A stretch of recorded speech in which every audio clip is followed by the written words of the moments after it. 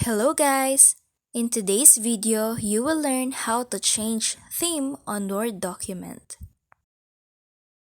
To start, open your Word document and then go to File. Then select Account. Right here, you will see the Office theme.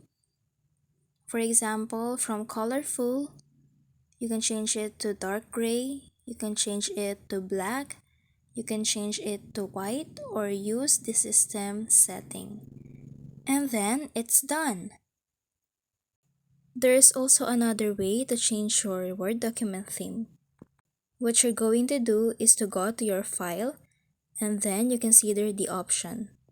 Then click on General tab.